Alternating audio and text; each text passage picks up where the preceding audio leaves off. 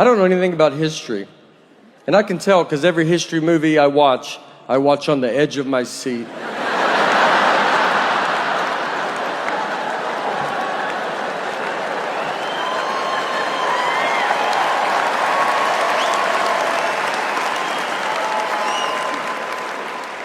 What is gonna happen?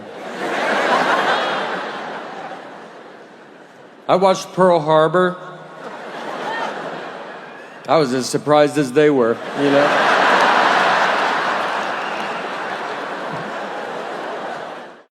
I just want to buy stuff and her not know I bought it. And that's so hard. I think if I knew the name of my bank, I could do it. But I gotta go through her to get that information. I poke around, I'm like, if I had a bank, what bank do you think I would go to?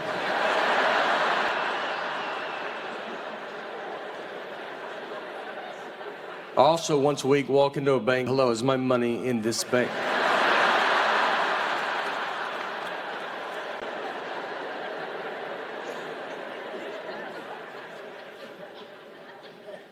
One of my favorite ones was, this was forever ago, we're going to a friend's house. And it was a 4-flight walk up. And so 4 flights, obviously I walk faster than Nick. And I used to wait for him, but we've just been friends too long. I can't. We're like an old married couple. I'm just gone. So where we were going, and I knew that he did not. So I leave him. And I go into my buddy's apartment. I was like, Nick doesn't know where you live. So that's fun, you know, just see what happens. About 30 minutes go by. Nick finally comes into the apartment, and I asked him, I was like, where were you? He goes, I didn't know where to go. And I go, I know. So, like, I mean, you've been gone for a long time. You know, did you go back outside? He goes, I've been in someone else's apartment all this time.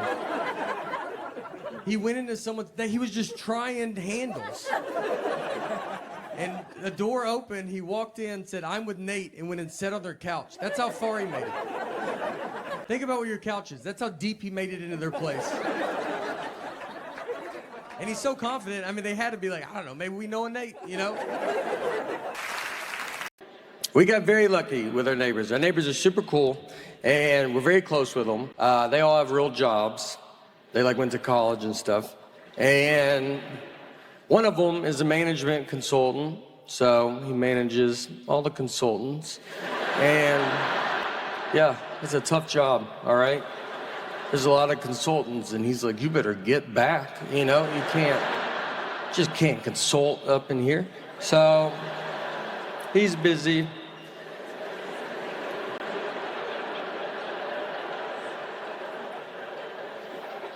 Our other neighbor's an actuary. I thought that was with birds.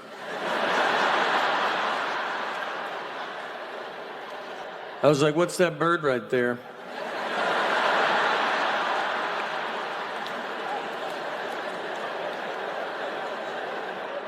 He goes, I don't know. And I was like,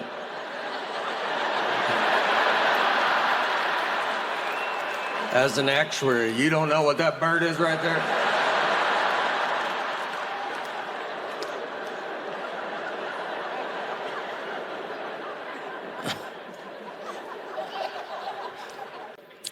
I mean, I think what I saw growing up, I mean, we would go watch, my dad's a magician. So we would go watch my dad do magic at the Wilson County Fair, which county fairs are great. If you've never, they're still going, I don't think the government knows about them, but I mean, we ride these rides that were on the interstate an hour ago.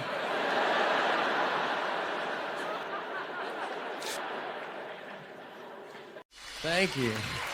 Thank you. Thank you, everybody. Unbelievable. So I'm Nate. Pretty lazy guy. I realized how lazy I was recently. I was watching a football game, and I was sitting on my couch, and I was going to get something to drink. Right when I get up to go, one team kicked off to the other team. Before I could get back, they ran a 100-yard kickoff return, and I missed it. Like, the guy ran 100 yards before I could get 3 to maybe 4 yards. That guy also had 11 people really trying not to let him run 100 yards. I had nobody. No one cared what I was doing. When you watch sporting events too, I feel like the commercials that they have, they're like advertising towards like professional athletes. Like they have like running shoes. They're like, oh, you should buy these shoes. Then it shows like an NFL player like running with a tire tied to his back. And you're like, all right, well, how do those shoes look with jeans and sitting down? Because that's how I will be using them. I got to get tire and a rope. That's a lot. That's a lot you're asking. Someone gave me an Under Armour shirt. Do you know those? It's like skin tight. Like you're like, it just shows the worst parts of your body. I look better without a shirt on than with that shirt on. Just brutal. You know, like in plastic surgery, how they draw like markers on you and stuff? Like they should just put you in that shirt and be like, obviously you can see where we're gonna go after the target areas. I always tell people I gotta get back in shape, but I mean, I've never been in shape.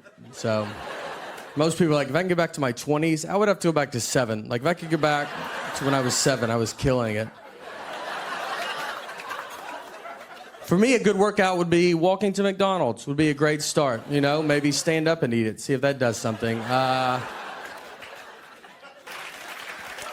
MMA is a great way to protect yourself, though. I watched, here's another way, if you don't know how to fight. I watched a thing on 60 Minutes. They did this piece about buying tigers. Like you can buy, like if you guys want a tiger, I could get you in touch with a guy that can give you a pretty sweet deal on a tiger.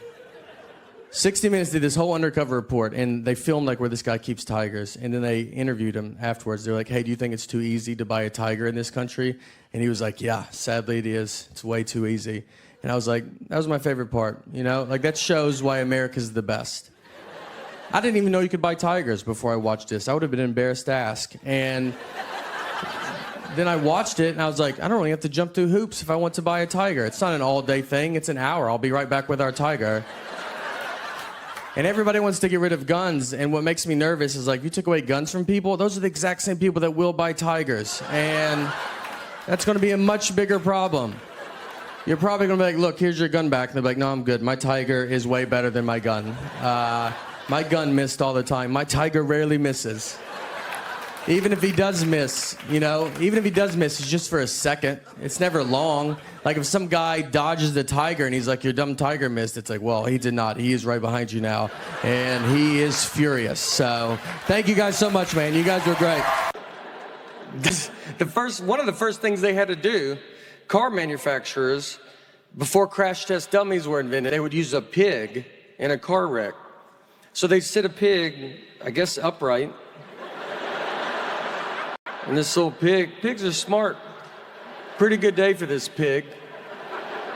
You gonna let me drive a car? Pretty good, pretty fun day. He's got his elbow out. Are y'all kidding me right now? You gonna let me drive this car?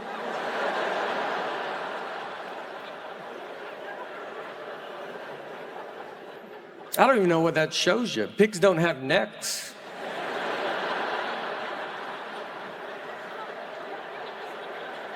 That's what I was around when I was growing up. I mean, I look at my daughter and I have more in common with a pilgrim.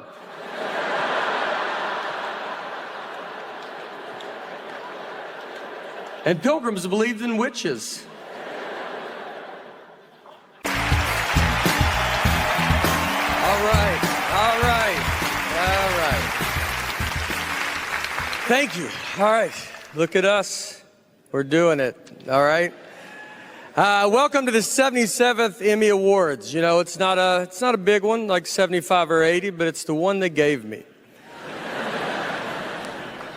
It's an honor to be here tonight. I mean, I'm so excited to be here. Just all you guys are so hard to get here. I mean, and it's confusing too, because there's like Reba McEntire, I feel like I'm at the Grammys. Kate Blanchett, I feel like I'm at the Oscars. It's crazy. Tina Fey, I thought like they should have had her host. You know, why? We're wondering, like, why am I hosting? I don't know what that was, but all right, it counts as a laugh. It's I've been asked. I have not had, for my career, I'm a stand-up comedian, I've not had a ton of success in Hollywood, but let me tell you, boy, is it going good everywhere else.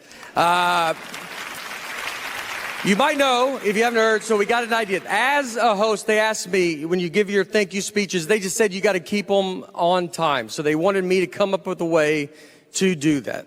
So what I came up with is this way, is everybody gets 45 seconds. And honestly, give your speech. I know how hard you guys have all worked to get here. I'm not trying to take anything away. 45 seconds, that's what you got. And if you want to do more than that, do it on social media later. That's more people are going to see it there anyway. So to start, though, I am going to donate $100,000 to the Girls Club of America. So, yeah. All right, remember that. Remember how fun that was, because this part is hard to say. If you stay at 45 seconds, it stays at $100,000. That's, all right. I know.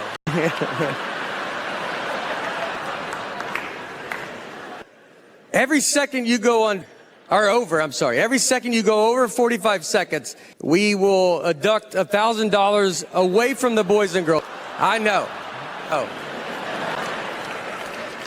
That's tough. It's hard. That's tough. It's cool. What are you gonna do though? You know, can't change it. This is a game I made up, and these are the rules. So, something. Look, if you go under, we will put $1,000 a second back on for the Boys and Girls Club of America. Relax. Let's have fun. All right. By the way, we want to see. We already got started. Seth, congrats. Glad he didn't even know about this at all. But what did Seth do? Was he over, under? Stayed to 40 under. No. All right. He was under. Don't go crazy though, because like I am paying. So don't like you go over a little, some go under. Do the right thing. All right. Well, now you know the rules. Those are it. So now that everybody knows, let's keep this show going. And wives are the ones that keep it together the longest in a relationship. If you see an old married couple, like 80-year-old, they're 80, the wife is just, she's with it. And her husband, where are we at right now? Like our brains fall off a cliff, dude. Like the only reason he's out is because she's like, you better get out and let people see you a little bit. It's like some zookeeper walking some old gorilla around. Let the kids touch you. Everybody's trying to don't feed him now. Well, I think he wants it. He definitely wants it. He's too dumb to know he can't have it.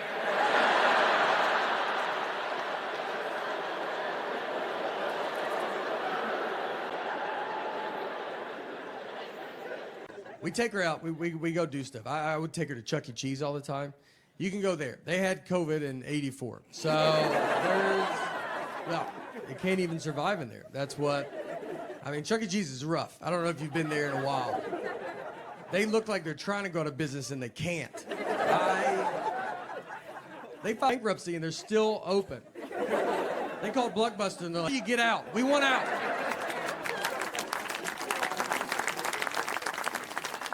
They're updating nothing. That Chuck can is just robotic. The drummer doesn't even turn on. It just sits like that the whole time. They sell booze to parents now. They just give them buckets of Bud Light. They're drunk in a booth at 9 a.m. And someone drives those kids home. I don't see a bunch of Ubers and Lyfts showing up. There was a Chuck E. Cheese that got caught. If people didn't eat all their pizza, they would just put it back out on the buffet. And that would shut down any normal business. And with Chuck E. Cheese, they have thrived. When I read the story, I was like, I thought that's what they were doing. I thought we agreed that that's fine. I didn't even know what the article was about. What I eat that's the main problem. I eat like a child. It's not good. He goes, let's go through like what you had for breakfast, or your whole day of eating. He goes, let's go through yesterday. And in my head, I'm like, well, yesterday's not a good day, Let's pick another day. He goes, go through yesterday. I go, all right. I had donuts in the morning. And he goes, all right. Was it like they were just out or something? I go, no, I drove to it. I drove to it, and he's like, is it on your way? I go, no, I was late to where I was going because of it. He goes, what about late night snacking? And I was like, well, I had Sour Patch Kids last night. He goes, did you watch a movie? I go, no, just regular TV. And ate only, he's like, the little kid bag? I go, no, it was a bag. It was a bag of them. If you saw it without a label and someone said, hand me that bag, they wouldn't be confused on what you were asking. I always have trouble going to sleep, and I swear every doctor, it's like I eat Sour Patch Kids and have soda, and I'm like, what's going on, man? I can't. Dude, at night, my brain just doesn't stop. And you're like, yeah, dude, you can't eat Sour Patch Kids in bed. Maybe that's a problem. When we were doing these driving shows, we were all on a bus together. I convinced Nick that I didn't know who Nancy Kerrigan and Tanya Harding were. Nick is learning this, that I do know who they are. He's learning right now with you. I never told him. I absolutely know who they are. He brought all his references are just 90s sports references. He only can reference the 90s. And so he brings up Nancy Kerrigan and Tanya Harding, and I was like, who's that? He's like, what? You don't know who they are? And I was like, I don't think anybody knows who they are. And he was like, a huge story. It was like figure skating is like a mafia hit. I was like, I've never heard this, dude. Don't you think I would have heard it? I mean, I was like, no one knows this. He's like, he's losing his mind. I go, they should make a 30 for 30 if it's that. They did. Another guy's like, they should make a movie about it. He goes, there's a movie. And he's just losing it. If you go to Europe, just so you know, it's the most old. It's very old. You think we're old, and you get there, and you're like, good night. What have y'all been doing over here? You just walk around, they're like, that building is from 8. Good golly.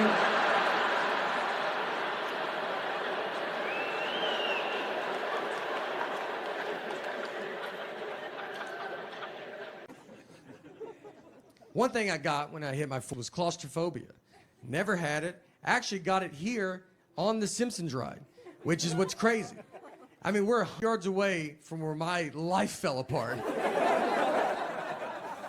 I rode that ride with my daughter, and we're sitting on it, and we had another buddy, and he has his 2 girls on, and so we sit there, and they pull the bar down, and the bar, my leg gets stuck in the middle, and it just opened a door that I never knew was there.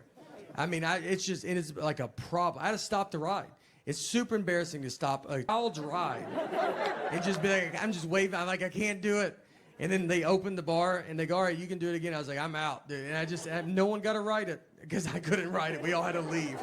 Yeah, ruined it for everybody. And that's claustrophobia. It just kind of ruins everybody's time.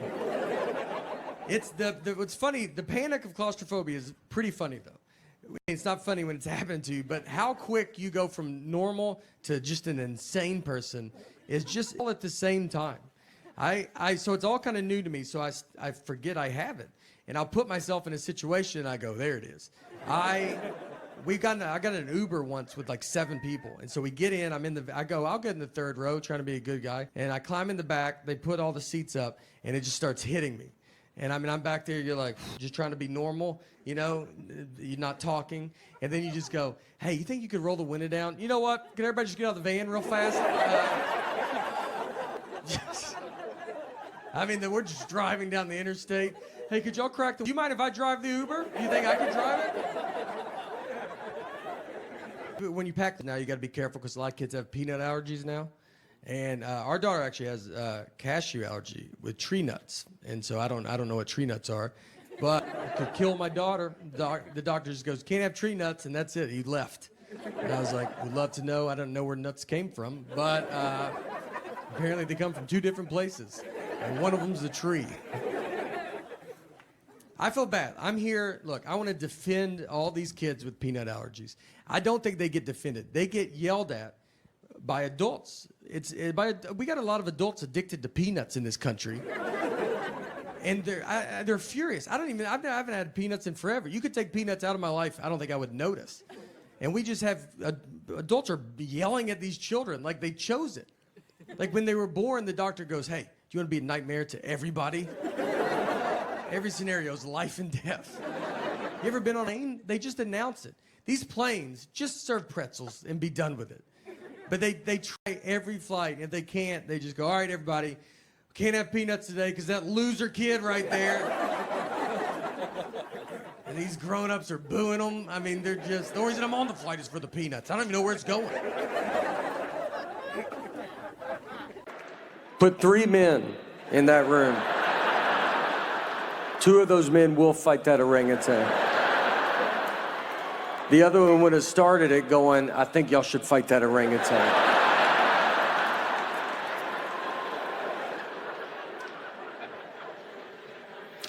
So guys get in there, and they're like, all right, we'll go fight this orangutan. And the orangutan would just knock everybody out.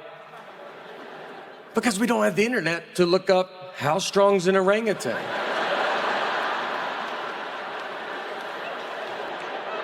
It's all word of mouth back then. You had to meet a guy to just fought an orangutan. And you're like, but the arms are skinny. He's like, I know. That's what made me get in there as well.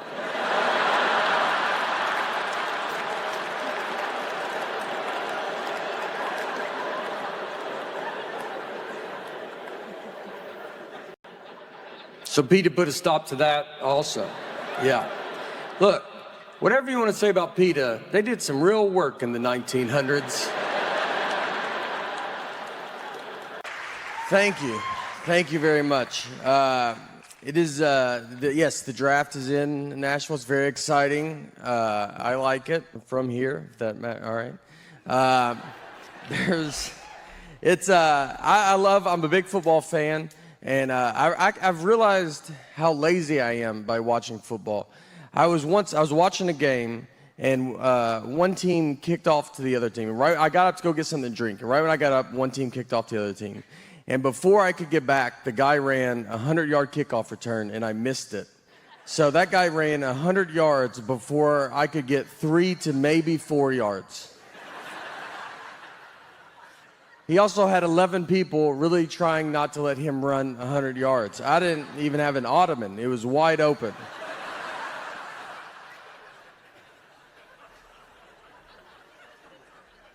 I need to get in better shape. I should do something, you know? You got to do something. But I realized recently I like to golf, and I would go golfing on the road. And one time I was golfing, and I was hot, and I was in the parking lot, and I wanted to change shirts before I got in my car. So I'm standing at the trunk of my car, and I take my shirt off. I have no shirt on. This old man walks up to me and goes, Olivia?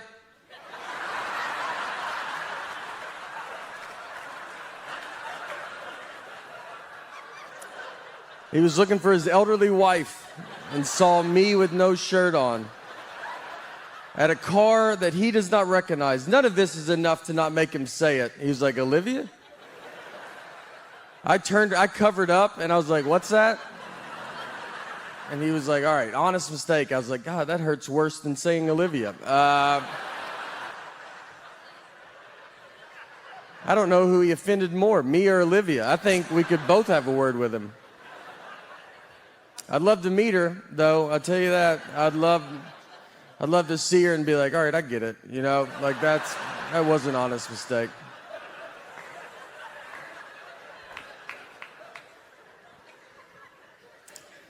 I do travel a lot. If I fly Delta, if I buy a ticket through Delta's system, my name in their system is Nathan, and on my license, my name is Nathaniel. I do not remember making this decision, but it's a big deal. You can't just change it. I've tried. I've asked Delta, and they were like, we can't. And you're like, all right, I don't know where we go from here. You know, if you can't do, who can do it? Do you call a senator? Is that what senators do? Don't know. How high do I have to go? What do you have to do? You have to mail your birth certificate in. Some moms give their kids their birth certificates. I've never seen mine. I thought I was the proof of my birth.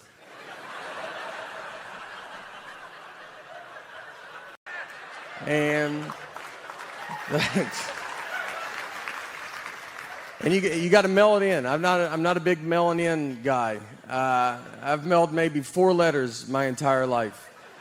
Stamps make me nervous, you know. How many do you put on there? I don't know. And they change the price of stamps, and that's not in the news. You don't find that out on Twitter. You have to find out from old people. They're the only people that know. Yeah, they'll tell you. They're like, stamps went up. You're like, okay. And they're furious. You're like, is it $100 a stamp? I've never seen you that mad. So I will never go through this process to get my name changed, so I just deal with it. And it gets brought up. I was checking a bag once, and the guy behind the counter sees my ticket, says Nathan. The license says Nathaniel. And he was like, oof, this is not good. He's like, these names don't match. And I was like, but they match, right? I mean, you can see the leap that we took to get from one to the other.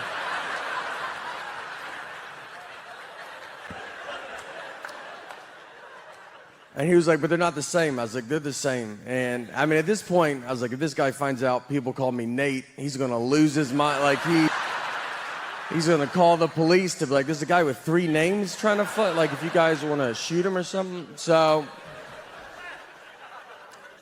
I was like, what do you want me to do? And he goes, you should go home. That was his honest. He's like, I mean, I can't believe you've made it this far. I said, let me try it. Shouldn't I just try it? You know, I was like, look, I'll give you that those names don't match. But what I think is going to help a ton is the picture on the ID. I mean, I think with 100% face, 70% of the name, that's 170%. I think I'll get through. And he was like, look, I get it, all right? He was trying to relate to me. And this is honestly what he said. He was like, my name's Joseph. That's what's on my license. But if I buy a ticket under my nickname Bart, they're not going to let me through.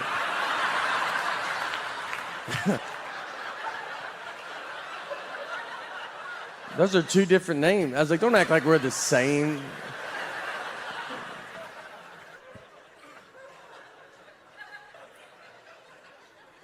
I am married as well. And it's fine, you know, you just do it. That's what my wife said. So just get through it. This is what marriage is like, you know, just one person talking and the other's like, I'm gonna get out of here.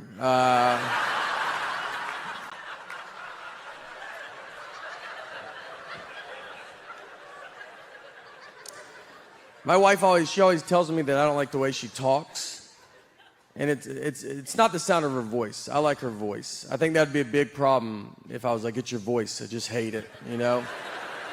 To go to couples therapy and be like, can you hear it right? Like, it's not fun. It's the information that she chooses to tell me at times. For instance, we took a trip to Fort Lauderdale, and her and our daughter are flying from here, Nashville, where we're from. And I was flying from Detroit. We're meeting at Fort Lauderdale's airport. I have to find them when they land. So I called her, because I was about to take off, and I was like, all right, what time do you guys leave? And she goes, noon. And it's 11:30, and they're still at home. I was like, Laura, I don't know if you even know what an airport is. But if that plane was in our driveway, I don't think you could make it.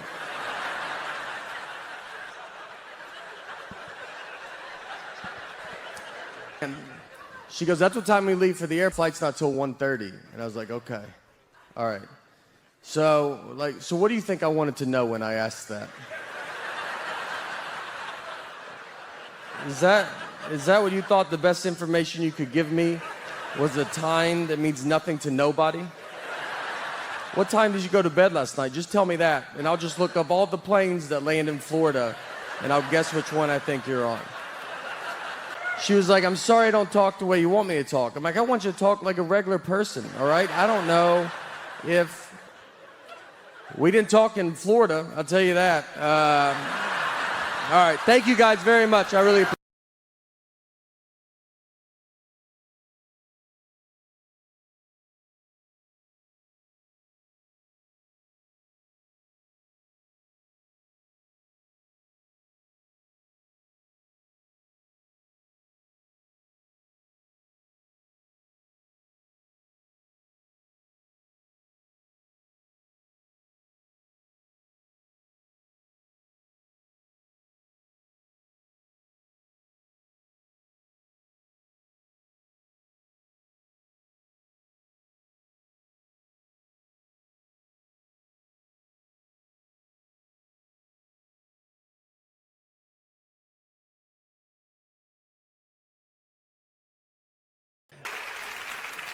We take our trash out one of the days. I don't know the day, but it's a day. We do it. There is one day. I know we forgot to take it out a couple weeks ago. That stress could break up a family. All week was like, everybody eat out of your hands. We had friends over like, put your trash in your pockets, take it to your homes.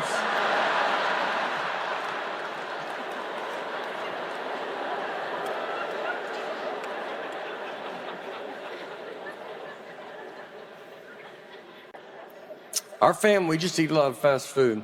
Our family text thread, my dad texted, he was like, I found a way to get a Big Mac cheaper. And he said, you can order a double cheeseburger and ask for Big Mac sauce. So he goes, it's cheaper, and they get rid of that third bun, so it's Atkins.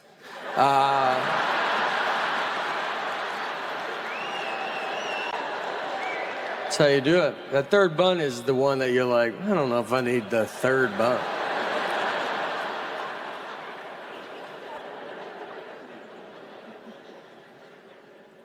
We've been traveling around like crazy, doing all these driving dates and super fun. I like traveling. I love being on the road. I remember one time I was in Los Angeles, and I was going to South by Southwest in Austin, Texas the next day, and I had a really early flight. So I remember like the night before, I was like, just be normal and, you know, have a normal night.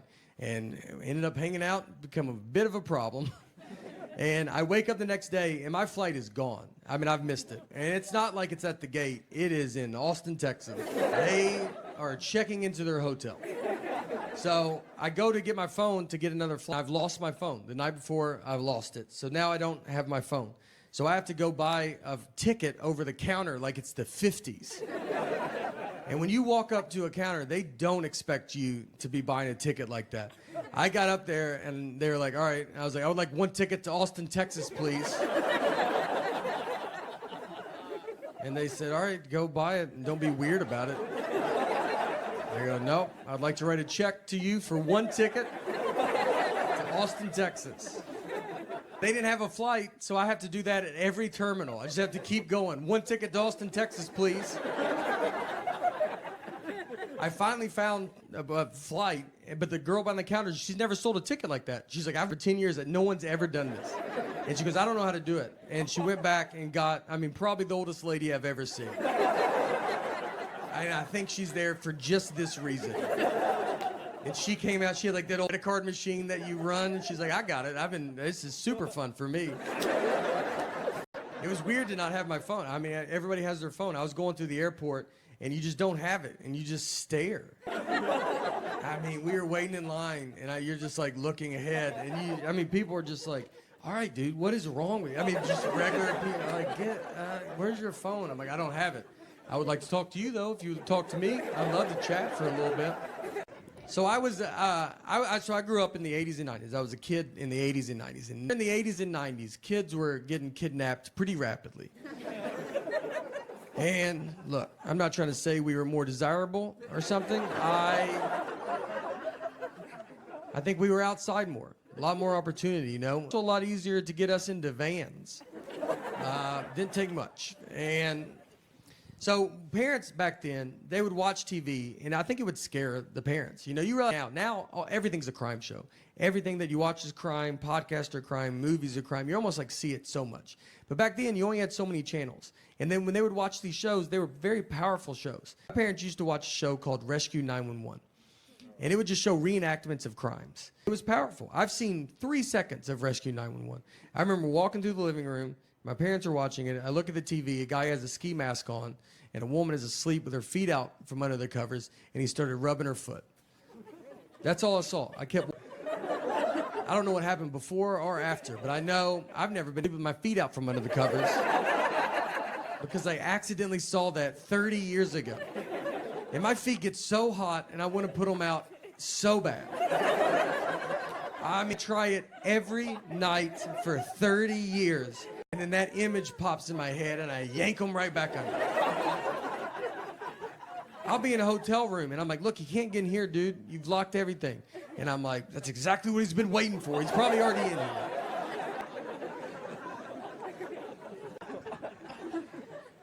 when we were doing these driving shows, we were on a bus together. I convinced Nick that I didn't know who Nancy Kerrigan and Tanya Harding were. Nick is learning this, that I do know who they are. He's learning right now with you. I never told him. I absolutely know who they are. He brought all his references are just 90s sports references. He only can reference the 90s. And so he brings up Nancy Kerrigan and Tanya Harding, and I was like, who's that? He's like, what? You don't know who they are? And I was like, I don't think anybody knows who they are. And he was like a huge story. It was like figure skating is like a mafia hit. I was like, I've never heard this, dude. Don't you think I would have heard it? I mean, I was like, no one knows this. He's like, he's losing his mind. I go, they should make a 30 for 30 if it's that. They did. Another guy's like, they should make a movie about it. He goes, there's a movie. And he's just losing it. To be fair to her, though, I do not work out. So, you know, but I was probably going to start, and I needed to get all this stuff there. Do you ever get in those fights, like you'll be at home, like you and your spouse, and you guys are not talking to each other, and you're in the house together, no kids, the house is quiet, and you just stay on opposite ends, and then you pass each other in the hallway? That's like the funniest part of it, because you don't live in a mansion, you have one hallway. And you just didn't time it out right, and you just have to walk by each other like strangers. You're like, oh, excuse me, sorry, yeah, no, go ahead. She'll be watching TV, I'm like, ma'am, are you watching this? I couldn't tell, I was gonna change it if you weren't watching it. Silent treatment. The silent treatment is, it's a very common thing. Everybody knows what it is. I think women are just born knowing it. I don't think you're taught it. I don't think it's like, my mom did it and her mom. It's an instinct that's in us all, that we all just know. Here's what made me think of that. I rewatched the movie Sixth Sense. And I'm not trying to do a Sixth Sense joke. This is a 20-year-old movie. I also have to spoil it, but it's 20 years old. So if you don't know by now, I don't know what to tell you, you know? And don't be like, we're going to watch it tonight. We're going to go to Blockbuster on the way home, and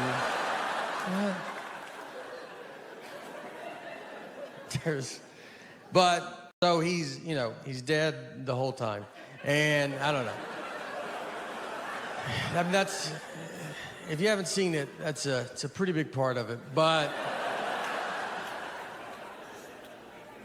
for those that have, think about when you watched it. When we all saw this movie for the first time, none of us knew he was dead. That was the biggest surprise we've ever seen in our life, you know? We just thought his wife wasn't talking to him for like a year. That made more sense to us than him possibly being dead.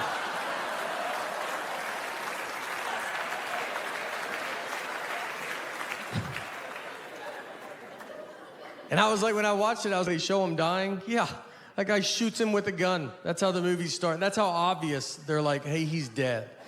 And we still watched it for 2 hours, just like, I know what this guy's going through, you know? This is a movie about marriage and how hard marriage is. Yeah, even if you get shot, it's your fault.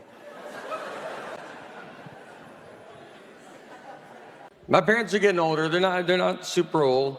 But they're at the age where, you know, if they trip, they will fall to the ground. There's just an age where it happens. I mean, if I trip, my body hasn't touched the ground in 40 years. But it's just, I don't know. It's like the upper is like, we're going. And the lower is like, what? And it's just, bro. And I mean, there's no like, whoa, it's just, they don't even know what's happening.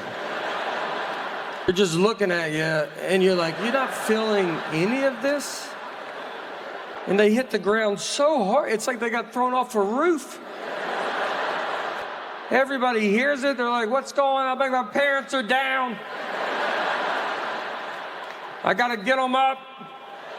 My mom's got a bruise that won't go away for 2 years.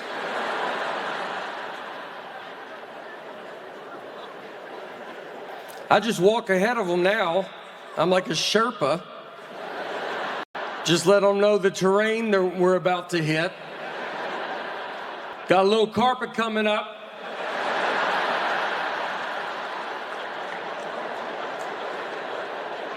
Got a little carpet, won't go outside a little brighter than inside.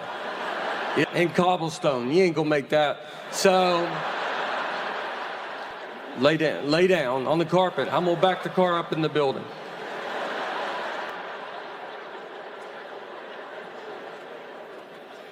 "2020, it's been one of my favorites. I can tell you one thing that is canceled for sure. Coughing in public, that's over. You eat a restaurant and just drink water wrong. You just got to get up and go to your car and drive home. The whole restaurant just stares at you. It's going to be hardest on my parents, because my parents, there's nothing more they love than coughing in public. It's one of their favorite things to do. I mean, I haven't had a conversation with my dad in 10 years without him choking the whole time. And you have to go, every time you go to a restaurant too, now they take your temperature. It's just a teenager that doesn't know what he's doing. Doesn't even hold it up near my head. He's just like, 45 degrees, you're good. You're like, am I? He's not even fazed by it. He's like, I'm like, dude, I think I'm dead. I should go to the hospital. Everybody acts like they've already had COVID too. Everybody's like, I think I had it in February. You're like, did you? They're like, I think so. I remember I sneezed a lot one week, and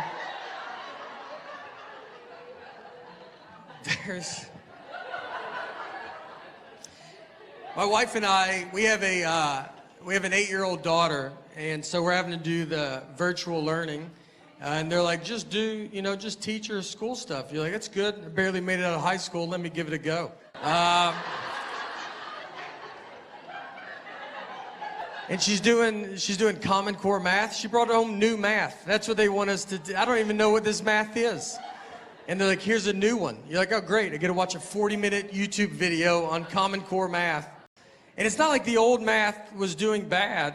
It's doing great. It's not like we're getting incorrect everywhere. And we're just sitting there like this stupid old math. I wish new math would come along.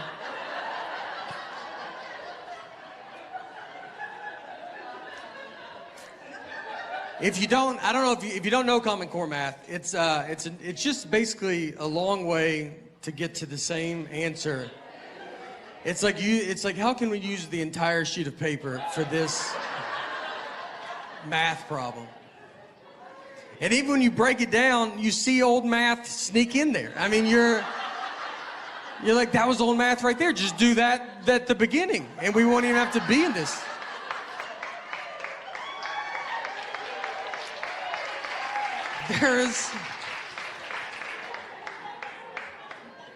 I told my wife, it's a long way to get to the same thing. It would be if you came to my house and you knocked on the front door and you're like, can I come in? And I was like, could you walk around and come in through the back door? And you would be like, does the front door not work? And he's like, it works. It works fine. I use it. Most people still use it. But the new way is to go up the fence, come in the back, and then meet me back here.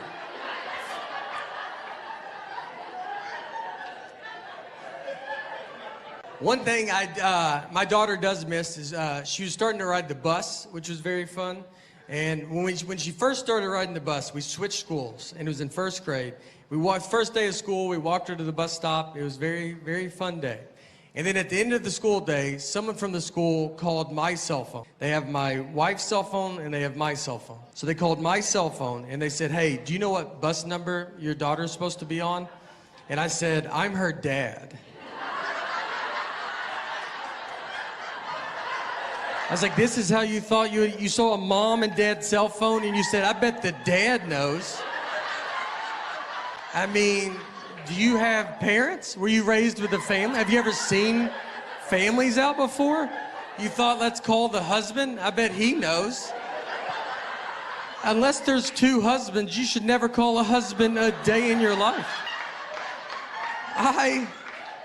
I would rather you have a lady that doesn't know her walking by. I think she could get to the bottom of it quicker than I can. Finally, I just said, all right, I'll get her. What's the name of the school? All right, that's it for me. Thank you guys very much. She's the cheaper one of us as well. Not in a bad way, you know. She likes the lights being off. Turn the lights off, you know. Save money. Get the little lights off. It's a fun time being in that environment. Turn the light on, find your seat, get a stick, knock the light back off. Sit in the dark and be sad. And you're sad all day. You're saving nickels upon nickels. Right when I get in bed, you turn that light off? I can't tell that's on. Well, get out of bed, turn it off. 80 years, we'll give our daughter $37 from all the nickels we saved.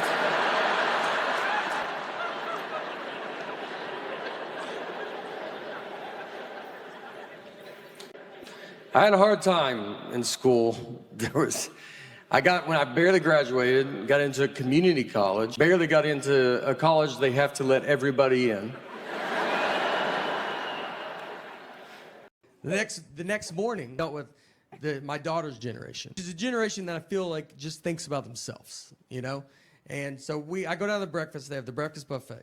So we're all going through it, this little girl's in front of me, and she has waffles. So she gets a waffle, and there's a coffee pot worth of syrup on a plate.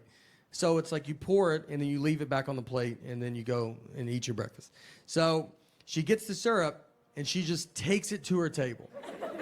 So now the syrup's gone. And I see this happen, but no one else does. So I'm hearing other people go through, and they're asking where the syrup's at. And it's starting to become a problem. I mean, people are like, where's the syrup? And the hotel's like, I don't know. That's all the syrup we have was out there. I know where it's at, but I'm not trying to get involved, you know? I didn't wake up and just think, I hope I get to talk to everybody this morning. I mean, when you roll out of bed, you're not like, I hope I'm about to get in the thick of it down there. So I'm just trying to say stuff as I walk by people. I'm like, maybe someone took it to their table. Look around, maybe. I just like keep going. You see that little girl's table over there? Maybe they have it.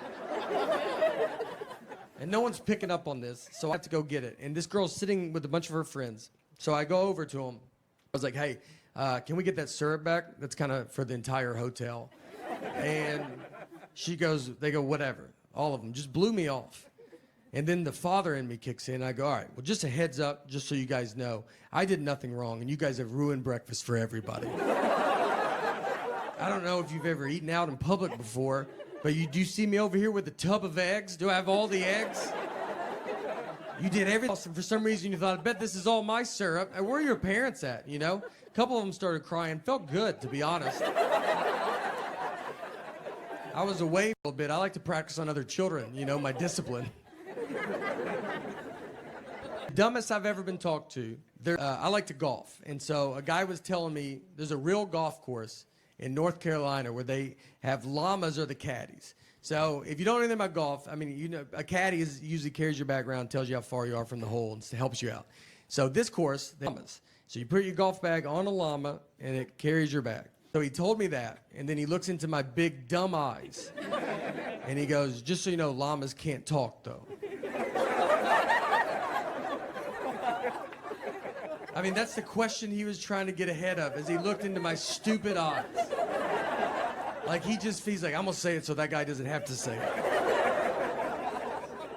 I'm just at the zoo talking to the giraffes, just, hey, where are you guys from, you know? I know where you're from, but where are you from? You know what I mean? We got very lucky with our neighbors. Our neighbors are super cool, and we're very close with them. They all have real jobs. They went to college and stuff. And one of them is a management consultant, so he manages all the consultants. And yeah, it's a tough job, all right?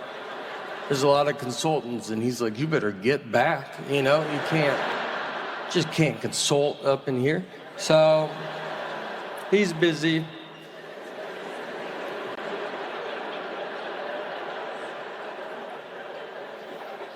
Our other neighbor's an actuary. I thought that was with birds.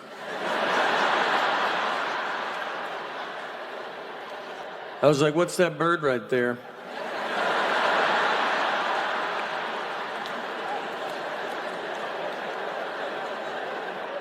He goes, I don't know. And I was like,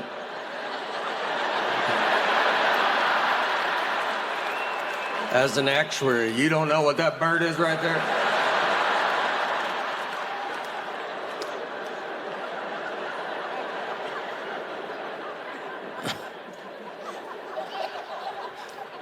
I can't wait to get back to the old days of just not doing good inside a building. That's all you want, you know?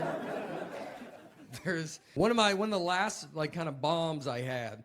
I was doing it. So as comedians, we do a lot of corporate events, and I was doing this corporate event in Tampa, Florida, and it was for this guy. He ran Tampa's electricity or something. I don't know what anybody does, but he invented the electricity in Florida. So yeah, he's doing real good, and he was a very nice guy. He's very generous. Is all his employees. He was raffling off 2 cars.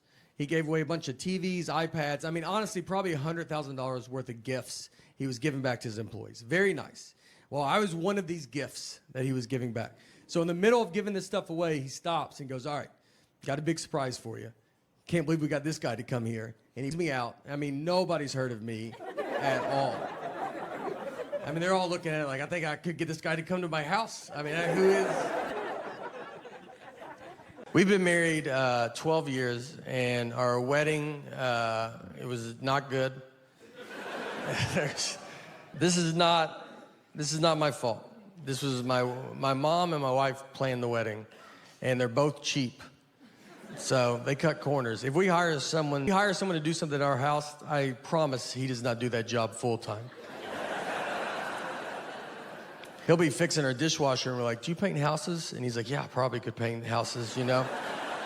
His business card says, how hard could it be, right? Can't be that hard. We got married on Friday the 13th. Got a pretty sweet deal on that. They were wide open. We were like, what times are available? They go, every one of them, all 24. You can call us that day if you want. Her brother married us. That was free. The photographer was just a buddy of ours that had he just bought a new camera. So we were like, you gonna do our wedding? Never done anything professionally, and it showed. His camera stopped working during it, and he started taking stuff out of it. Like, that would be the problem. It's like, yeah, you know what? I bet they put too much stuff inside of it when they built it. You should yank some of those wires. That's not supposed to be in there like that. Our DJ was awful, and that's because we got my mom to hire the DJ. I don't know who thinks to ask someone in their 50s for DJ recommendations. No one ever is like, Mom, are you in with the local DJ scene by any chance? She hired someone older than her. He just had CDs, and this was when computers were doing real good.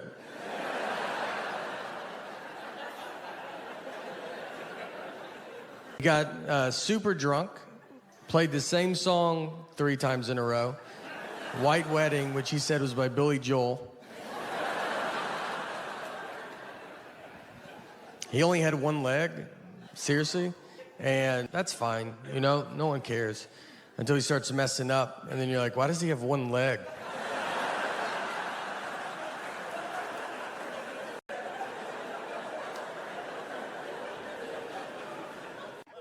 I remember nothing from school.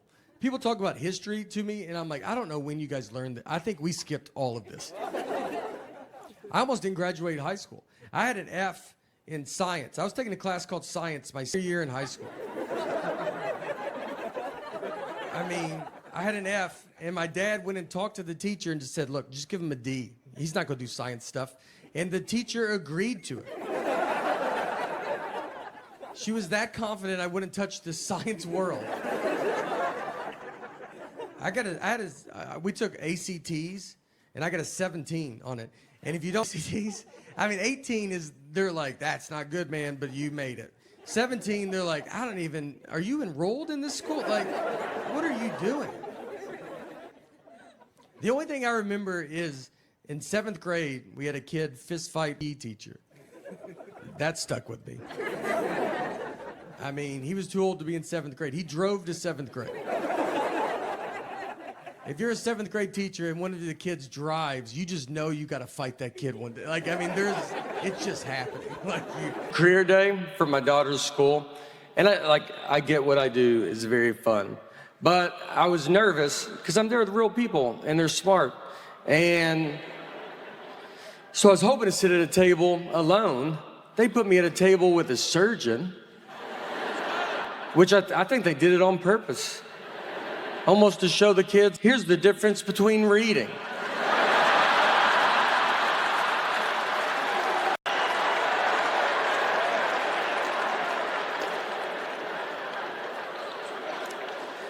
So the kids like come up, and they're like, what subjects do you use for comedy? And I don't even know what the subjects they're taking. I was like, I do English. I do mostly English on stage.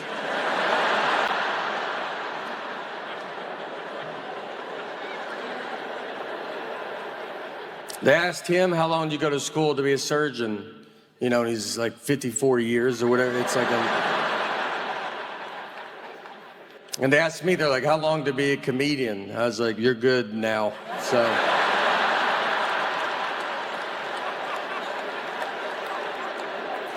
Look, finish elementary school, make your parents happy, but then I'd get out and get after it.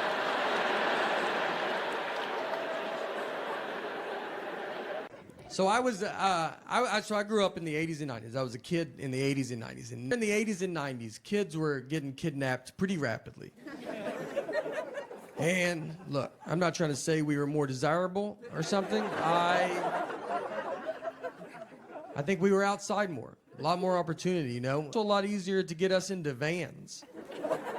Didn't take much. And so parents back then, they would watch TV, and I think it would scare the parents. You realize now everything's a crime show. Everything that you watch is crime, podcasts are crime, movies are crime. You almost like see it so much. But back then, you only had so many channels. And then when they would watch these shows, they were very powerful shows. My parents used to watch a show called Rescue 911. And it would just show reenactments of crimes. It was powerful. I've seen 3 seconds of Rescue 911. I remember walking through the living room. My parents are watching it. I look at the TV. A guy has a ski mask on, and a woman is asleep with her feet out from under the covers, and he started rubbing her foot.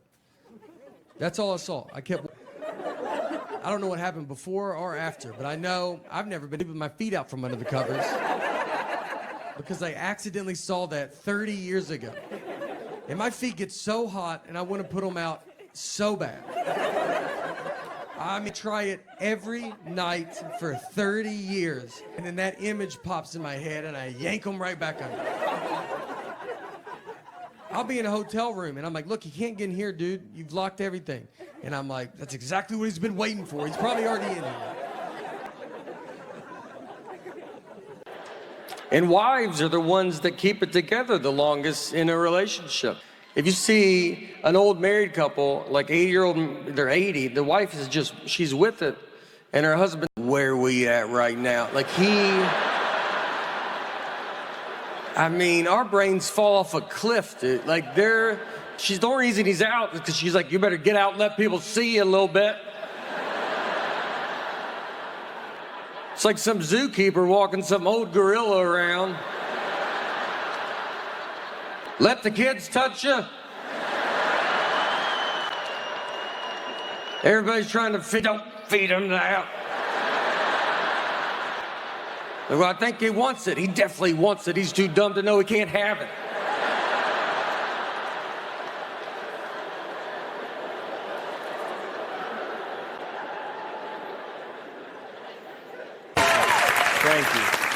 Thank you, everybody. It's exciting to be here. Mainly, I'm quitting comedy soon, so I don't want you guys to worry about it. I'll get out. I can't get out yet, because for one, it's pretty tough to quit something no one knows you do. So there's that hurdle. There's actually no one even to quit to. Even if I wanted to quit, no one cares that I'm doing this. I don't have a boss. I can't just call Cosby and be like, look, I'm out, all right? Here's why I do it. My dad is an entertainer as well. He's a magician, still is a magician, but just he started as a clown. I don't want to come up here and come off like I come from some rich magic family and I'm better than you guys. All right, he paid his dues, his clown dues. It's weird when your dad's a clown, though.